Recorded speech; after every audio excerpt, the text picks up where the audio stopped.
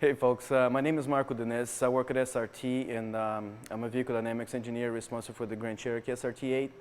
We're out here at Chelsea Proving Grounds. We have the vehicle up on a hoist with the wheels removed so we can talk about some of the suspension components and walk through the vehicle development process. So the first component we're going to be talking about is are the shock absorbers. They're supplied by Bilstein for us. Most of the SRT products use Bilstein shock absorbers. On the Grand Cherokee SRT8 as well as on the L cars. On the shock absorbers, as you can notice, there's like a side canister in it, and basically what that does, that's what controls your soft part of the setting. There's two valves that open and close.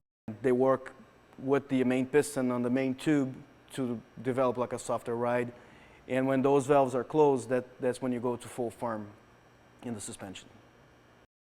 The system is looking at several different signals from the car. It has a few dedicated sensors to control the vertical body motions, but it's also looking at lateral acceleration, longitudinal acceleration, throttle position, steering wheel angles, and the brakes. We spend a lot of time on this road validating the handling of our vehicle. It's not necessarily a racetrack, because as you can notice, it's quite bumpy, but it gives us a really good idea how the vehicle is going to handle on a real racetrack. And after we're done and satisfied with some of the setup on the chassis, we go out on racetracks and we validate everything. So it's about 1.6, 1.7 miles long. We have the ability to make this upcoming section, which is the S turns wet. We have a sprinkler system we can turn on and have half of the course in wet for us to evaluate wet handling on the vehicles. As usual with the SRT products, we go a lot stiffer than what we call base cars on the spring selections. With that normally comes a penalty in ride quality. But again, with the ADS system, that penalty was negated by the ability of the system to give you a nicer ride while using a stiffer spring. The Grand Cherokee SRT8 springs are about 80% stiffer than the base non-SRT Jeep Grand Cherokee. We select those springs based on some targets we have for roll stiffness and overall vehicle balance on a handling road. We also lowered the ride height in the front by 25 millimeters and 30 millimeters in the rear, and without sacrificing suspension travel. Well, we spent many hours on this road, because every time we want to change something in the vehicle, we have to take it back in the shop, get it up in the air, make the changes that you want, then bring it down here again, reevaluate everything, and it's a continuous process until you're satisfied with one setting, and then you just run it again to revalidate. And we also spend a lot of time on actual racetracks around the country, validating what we find in here and maybe making some adjustments on the overall handling of the vehicle to fit well almost every racetrack that you can take the car to. Okay, the anti-roll bars on the Grand Cherokee SRT8 are bigger than the base on Grand Cherokee SRT. We needed that to meet our targets for roll stiffness. We actually have the car on a SPMM machine, suspension parameter measuring machine, and we get these numbers early on in the process, and we have a few bars to choose from, and that's when we decided that we needed to go higher than the base car.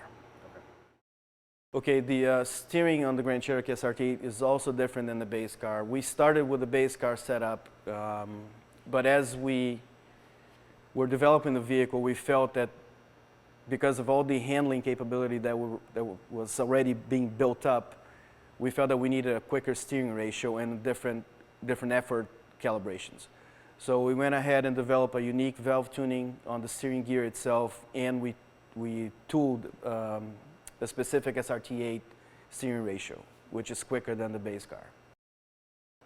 Also, for for handling capability, to improve our handling abilities, again, to meet our performance targets based on the previous generation SRT8, we had to develop unique alignment settings for this vehicle. Basically, we added a lot of negative camber to both the front and the rear. The front is at minus 1.6 degrees, and the rear is at minus 1.3 degrees. We needed that to basically maximize our lateral grip and improve the handling feel of the car. I knew that I had a huge responsibility on me to develop the car and make it as good or better than the previous generation SRT8, which most of our owners absolutely love. So it was excitement, it was a little bit of concern, and with the added responsibility of delivering an outstanding product. But in the end, I can say I'm really proud of what the car is today. All right, folks, we're inside the Grand Cherokee SRT8 now. And I guess one of the most unique features of this car from an SRT standpoint is the addition of the select track knob. Originally this was not part of the plan, but my first mule had it, and we saw so much potential to explore that and create different settings for our customers that we had to have it. So with the select track, we developed 5 different modes: track, sport, auto, snow, and tow. And each one doesn't control only the suspension. It affects several systems in the car: the transmission, the transfer case, the ESC system. And so it all has to come together and be optimized for each driving condition or situation that you encounter. We're starting to drive in auto. You can really appreciate all the automatic settings on the suspension. The ride is really well controlled. Not necessarily plush. It's a firm ride, because after all, this is an SRT vehicle, and it lets you know that it is an SRT. And then we can switch to sport, when you immediately can feel the ride getting tighter. You see some different lights in the cluster, and you know that the ESC system has changed as well, because it will show up ESC is in sport mode. We changed the torque split. We put a little more bias on the rear by 5%, so the torque split becomes 35 front, 65 rear. The electronic limited slip has a slightly different ramp up to match the overall dynamic behavior of the vehicle. The suspension is firmer than in auto mode. You can feel that as you're driving along.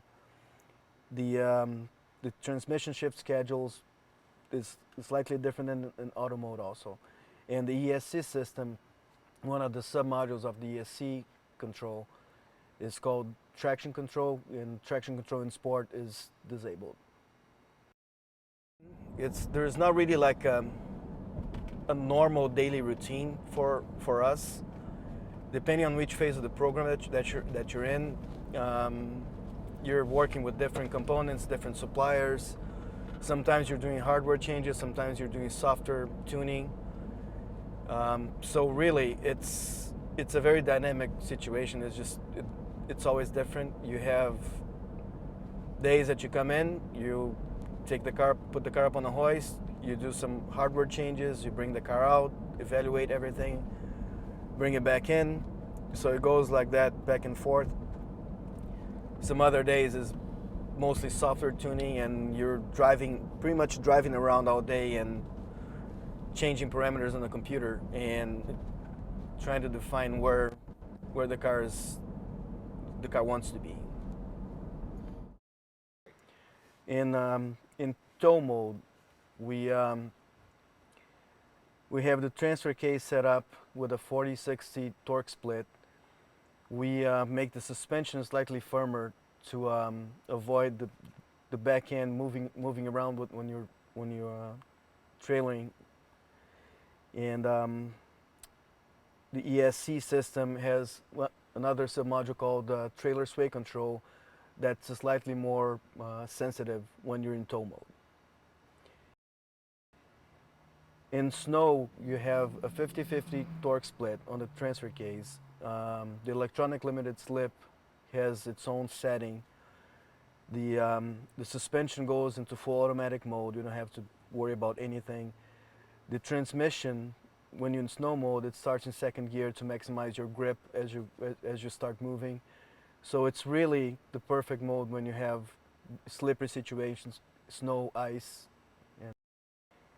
And finally, the mode it's called track mode. That's the most fun mode that we have.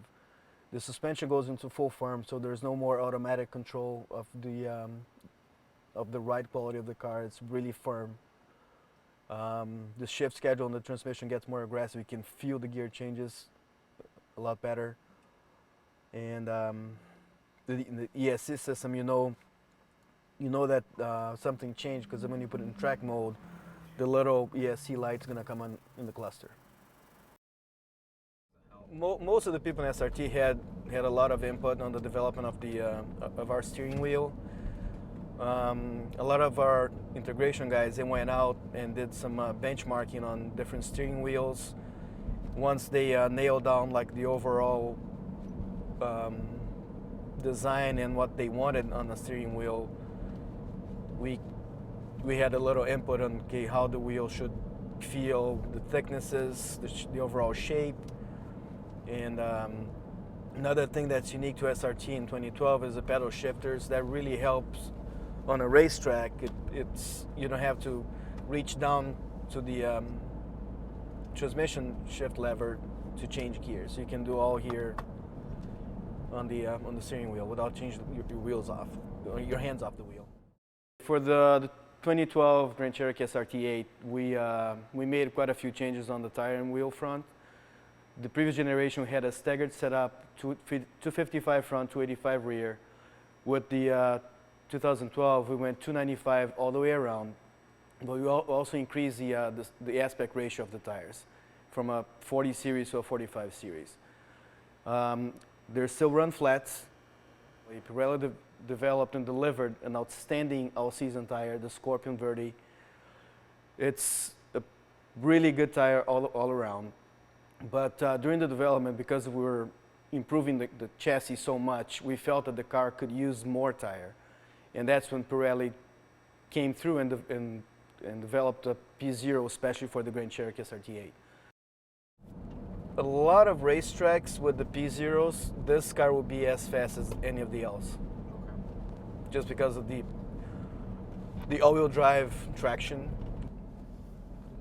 High-speed stability is crucial for an SRT. Well, first of all, you're taking car to racetracks. Racetracks, you can get speeds up to 120, 130, sometimes 140 miles an hour.